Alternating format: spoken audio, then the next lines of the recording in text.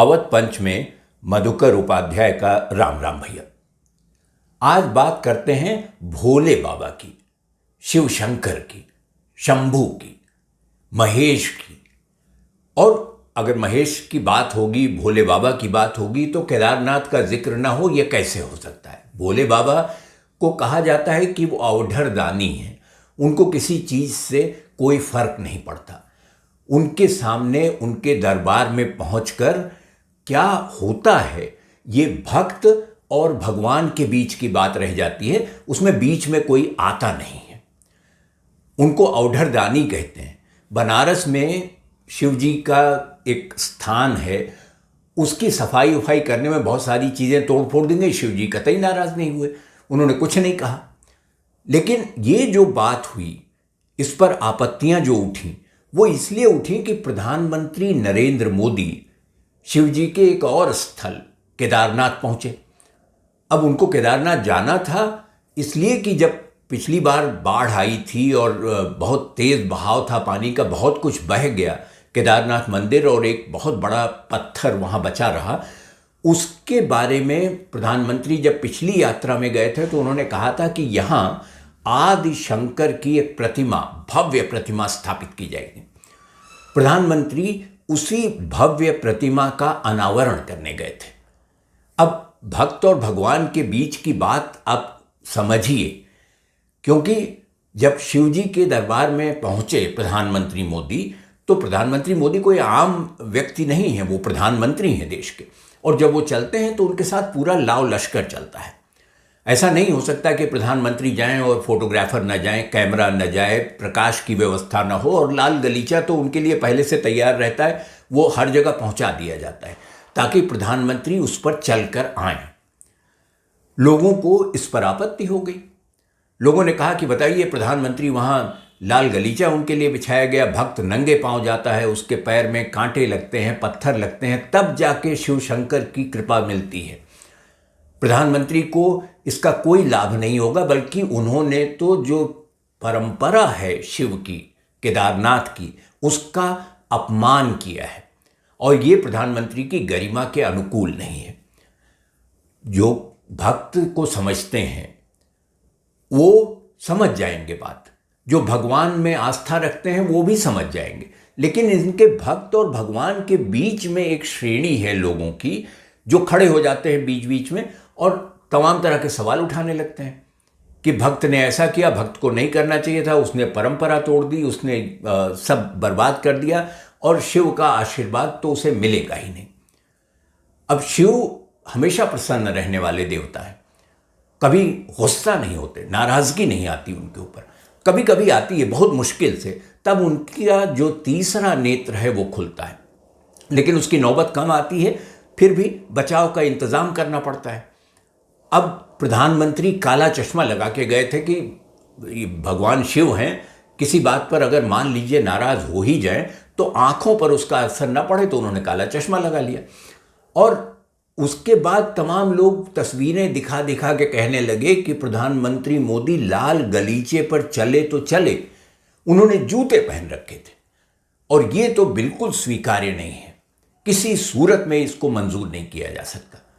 तो प्रधानमंत्री जी ने जो जूते पहने हुए थे, कुछ जूते जैसा लग भी रहा था, वो उसमें तस्मे भी बंधे हुए दिखाई दे रहे थे, तो वो जूते किरमिच के थे, कपड़े के थे, किस चीज़ थे? अरे केदारनाथ 11,000 फुट की ऊंचाई पर है, करीब करीब 12,000 समझिए, और वहाँ ठंड बहुत पड़ती है। प्रधानमंत्री देश के वहाँ जा रहे हैं तो ठंड से बचाव का इंतज़ाम, एक बढ़िया दुशाला भी उनके साथ रहे, एक लंबा कोट रहे और रुद्राक्ष की 2-2 माला, एक छोटी एक बड़ी, उनके गले में रहे ताकि शिव जी प्रसन्न रहें।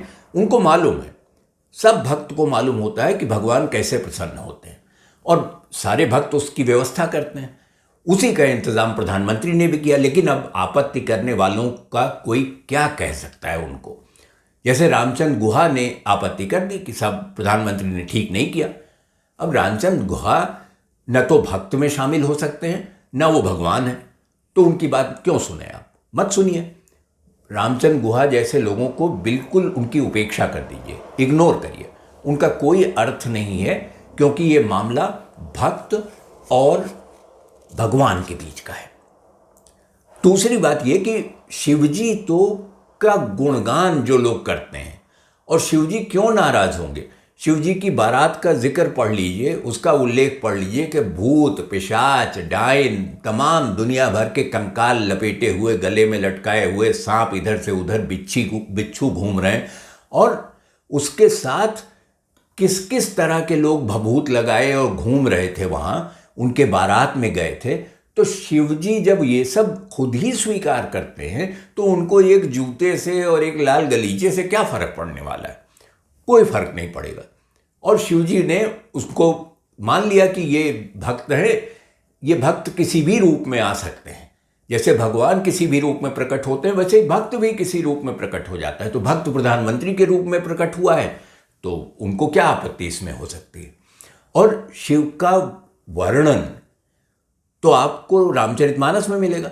अयोध्या कांड में गोसाई तुलसीदास ने एक विवरण लिखा है, वर्णन है कि जब राम को वनगमन के लिए कह दिया उन्होंने, और राम वन जाने से पहले राजा दशरथ से मिलने गए, तो वो कुछ बोल नहीं पा रहे थे, गले लगाते थे बार बार रामचंद्र जी को, और ईश्वर से प्रार्थना करते थे, तमाम देवताओं का आवाहन करते थे कि आप ही कुछ मदद कर दीजिए। मैंने कह तो दिया कि वन चला जाए राम, लेकिन मैं चाहता नहीं हूँ ऐसा। और उसमें जो वर्णन मिलता है गोसाई जी के यहाँ, उसमें कहते हैं वो तम अन्य देवताओं को याद करते हुए राजा दशरथ शिव जी को याद करते हैं और कहते हैं कि सुमरि महेश ही कहहि निहोरी, सुमरि महेश ही कहहि निहोरी, निहोरा कर रहे हैं उनसे, याचना कर रहे हैं कि बिनती सुनो सदा शिव मोरी, बिनती सुनो सदा शिव मोरी, और आसुतोष तुम अवढर दानी, आरति हरहु दीन जनु जानी, कि मैं तो दीन समझ के मेरी प्रार्थना स्वीकार करिए और मैंने जो कह दिया है उसको बदल दीजिए। तो उनकी शरण में तो राजा और तमाम लोग, और राजा दशरथ जैसे प्रतापी राजा भी शिव जी की शरण में चले जाते हैं, तो प्रधानमंत्री भी चले गए उनके शरण में, केदारनाथ पहुंच गए। और वो तो एक जो उन्होंने अपने आप को एक वचन दिया था कि एक प्रतिमा स्थापित करेंगे आदिशंकर की, तो वो उन्होंने उसका अनावरण किया। तो इसमें क्यों आपत्ति हो रही है लोगों को? ये बिल्कुल ठीक काम किया उन्होंने, क्योंकि वो वचन का पालन कर रहे थे अपने। और जो अयोध्या कांड का ही जिक्र कर लीजिए, उसमें एक सोरठा आता है। उस सोरठा में वर्णन है कि जब रामचंद्र जी वाल्मीकि आश्रम जाते हैं और वाल्मीकि से उनकी भेंट होती है, तो वाल्मीकि उनको देखकर मोहित हैं उनके रूप पर, और कहते हैं रामचंद्र जी से कि राम स्वरूप तुम्हार, राम स्वरूप तुम्हार बचन अगोचर बुद्धि पर, कि तुम्हारा रूप तो ऐसा है कि न वहां तक बुद्धि पहुंचती है न वचन पहुंचता है। और अविगत अकथ अपार नेति नेति नित निगम कह, कि मैं क्या कह सकता हूं, ये तो अकथ है, बोला नहीं जा सकता, अपार है, और नेति नेति है, यही स्पष्ट नहीं हो पाता। नेति नेति का अर्थ है कि वो है भी और वो नहीं भी है, वो ये भी है और वो भी है, यानी जो है वो नहीं है और जो नहीं है वो है। तो इस दुविधा में डाल देते हैं ईश्वर, उनका स्वरूप डाल देता है आपको। और भक्त तो इसी दुविधा में पूरा जीवन बिता देता है कि पता नहीं हम जिसकी प्रार्थना कर रहे हैं वो है कि नहीं है, और अगर नहीं है तो क्या नहीं होकर उपस्थित है। ये समस्या भक्त की है। ये समस्या प्रधानमंत्री भक्त के रूप में जब वहां जाते हैं तो उनकी हो सकती है, आपको क्यों आपत्ति इस पर होती है? और नेति नेति का उल्लेख तो प्रधानमंत्री ने खुद अपने जो वहां भाषण दिया उसमें भी किया, और आदिशंकर का जिक्र किया उन्होंने। आदिशंकर एक जगह कहते हैं कि शंकर कौन है, तो कहते हैं कि शंकरोति इति शंकर, यानी जो सबका कल्याण करे वही शिव है। तो अगर शंकरोति इति शंकर है तो शिव जी के बारे में इस तरह का प्रलाप और शिव जी के दरबार में पहुंचे प्रधानमंत्री के की पोशाक पर की दुशाला लिए हुए थे और लंबा सा चोगा पहने हुए थे और दो दो रुद्राक्ष की माला पहने हुए थे, एक छोटी एक बड़ी, और जूता पहने हुए थे, लाल गलीचा बिछा, तो किसी चीज़ का कोई अर्थ है नहीं, क्योंकि वो शंकर है, वो शिव है और उनका स्वरूप ऐसा है, वो भी अकथ हैं, वो भी अपार हैं। तो प्रधानमंत्री वहाँ गए, उन्होंने ये सब किया और कितनी गहरी बात है ये। प्रधानमंत्री के मन का जो दार्शनिक है वो उभर के सामने आया। उन्होंने बार बार कहा कि जो अध्यात्म को और धर्म को रूढ़िवादी परंपराओं से जोड़ते हैं वो लोग नासमझ हैं। हे शिव, इनको माफ कर देना, ये लोग नहीं जानते कि आप कौन हैं। और ये भी कि भारतीय दर्शन जो है, प्रधानमंत्री ने कहा कि भारतीय दर्शन मानव कल्याण की बात करता है, वो रेखाएं नहीं खींचता, वो देश में लोगों को नहीं बांटता, वो जाति धर्म तो छोड़ ही दीजिए, मानव कल्याण की कल्पना है उसमें, उस दर्शन में, भारतीय दर्शन में। और आदि शंकराचार्य ने उसको इसी समग्रता में देखा था। तो प्रधानमंत्री ने सारी बातें कही वहां, एक एक चीज साफ साफ कह दी और साथ में ये भी कहा उन्होंने कि उपनिषदों का तो आदिशंकर ने भाष्य किया था 10 उपनिषदों का, और उसमें भी जो नेति नेति है वो कई जगह आता है, उपनिषदों में आता है। ये अवधूत गीता में इसका उल्लेख मिलता है नेति नेति का, कि वो है कि नहीं है, या वो जो है वही है या वो उसके अलावा कुछ है। तो ये नेति नेति प्रधानमंत्री इसका उल्लेख कर रहे। आप समझिए भारतीय दर्शन में कितने गहरे बैठे हुए हैं वो शंकर को कहते हैं कि शंकरोति इति शंकर, ये भी वही कहते हैं। वो मोदी जी ने तो जो अभी मैंने अयोध्या कांड का जो सोरठा सुनाया आपको, उसकी 2 लाइनें राम स्वरूप वाली उन्होंने छोड़ दी कि राम से उसका कोई संबंध नहीं था क्योंकि वो केदारनाथ में थे। उन्होंने सिर्फ इतना कहा कि अभिगत अकथ अपार नेति नेति निति निगम कहा कि मैं शिव जी का वर्णन क्या कर सकता हूं, वो तो अकथ हैं, अपार हैं। तो इसलिए प्रधानमंत्री की आलोचना बंद कर देनी चाहिए, लोगों को समझना चाहिए कि वो कितने दार्शनिक व्यक्ति हैं और उनका दर्शन लोगों को समझ में आए। प्रधानमंत्री बहुत सारे लोगों के लिए तो खुद ही अकथ अपार हैं। तो अगर वही अकथ अपार है, हो सकता है शिव जी का छोटा रूप अकथ अपार वाला हो, तो अकथ अपार को वर्णन करने का, उसकी व्याख्या करने की आवश्यकता क्यों है, और उसकी आलोचना की तो कोई आवश्यकता है ही नहीं। प्रधानमंत्री क्या करते हैं, कैसे रहते हैं, क्या उनके बीच में, लोगों के बीच में संबंध है, जैसे भक्त और भगवान का संबंध होता है, वैसे ही प्रधानमंत्री के अपने भक्त हैं और उन भक्तों के लिए हो सकता है प्रधानमंत्री स्वयं भगवान हो। तो जो प्रधानमंत्री कहते हैं शिव जी के लिए कि वो अकथ अपार हैं, तो भक्तों के लिए भी प्रधानमंत्री अकथ अपार हो सकते हैं।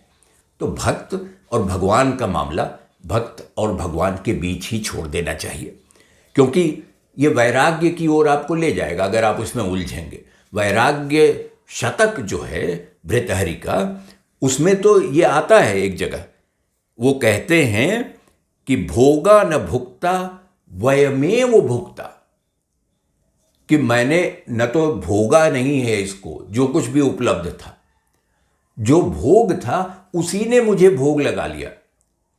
तो भोगा न भुक्ता वयमेव भुक्ता, तपो न तप्तम वयमेव तप्ता, यानी जो मैंने कोई तप नहीं किया, वो तो तप खुद ही तप्त हो गया, आग लग गई उसमें, जलन उसमें, इतनी ऊर्जा, इतनी ऊष्मा उसमें आ गई। और कालो न यातो वयमेव याता, मैं कौन होता हूं समय बिताने वाला, समय ने मुझे बिता दिया है। और तृष्णा न जीर्णा वयमेव जीर्णा, तो ये जो प्यास है अकथ अपार को जानने की, वो बूढ़ी नहीं हुई, हम ही बूढ़े हो गए उस प्यास की तलाश में। तो प्रधानमंत्री तो भृतहर के वैराग्य शतक की ओर जाते हुए दिखाई देते हैं, वो भगवान शिव के दरबार में उपस्थित होते हैं, आप उनकी आलोचना कृपया न करें, क्योंकि भक्त और भगवान के बीच में खड़े होने पर त्रिनेत्र भी खुल सकता है और आपके पास तो काला चश्मा भी नहीं है कि आप लगा के उसकी ज्योति से, दिव्य ज्योति से बच जाएंगे। तो आज अवध पंच में इतना ही। अगले अंक में भेंट होगी, तब किसी और विषय पर चर्चा करेंगे। तब तक आप अवध पंच देखते रहिए और हमें लिखिए awadhpanch@gmail.com पर। आपकी प्रतिक्रियाओं का स्वागत रहेगा। तो अगले अंक में आपसे भेंट हो, तब तक के लिए राम राम भैया।